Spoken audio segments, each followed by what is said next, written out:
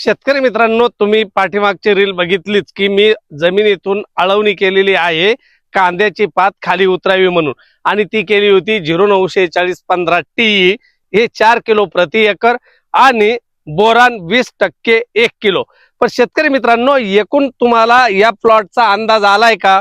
इतके सगळे आळवणी करून देखील हा खाली उतरेल म्हणून याची खात्री नाहीये. तर मग याला पर्याय म्हणून एक फवारणी देखील करावी लागणार आहे. मग ती कोणती करणार? तर शेतकरी मित्रांनो, जे आळवणी आपण जमिनीतून केली, फक्त त्याचे प्रमाण कमी घेऊन त्याचा स्प्रे आपल्याला करायचा आहे. मग त्याच्यामध्ये 094615T हे जे आहे ते प्रति एकर 1 किलो आणि बोरान 20% 250 ग्रॅम असं दोन्हींचं कॉम्बिनेशन घेऊन आपल्याला या प्लॉटवर फवारणी करायची आहे. म्हणजे एकाच वेळी जमिनीतून आणि बाहेरून परिणाम दिसून येईल आणि आपला कांदा फुगल्याशिवाय राहणार नाही. याच्यामध्ये मी तुम्हाला सांगितलं की जे 15 आहे ते सल्फर आहे आणि बोरान, याच्यामुळे टिकवण क्षमतेत देखील आपल्या कांद्यामध्ये वाढ दिसून येणार आहे. तर शेतकरी मित्रांनो, अशाच वेगवेगळ्या टिप्स आणि ट्रिक्स साठी मला फॉलो करून ठेवा. भेटूया पुन्हा, तोपर्यंत नमस्कार.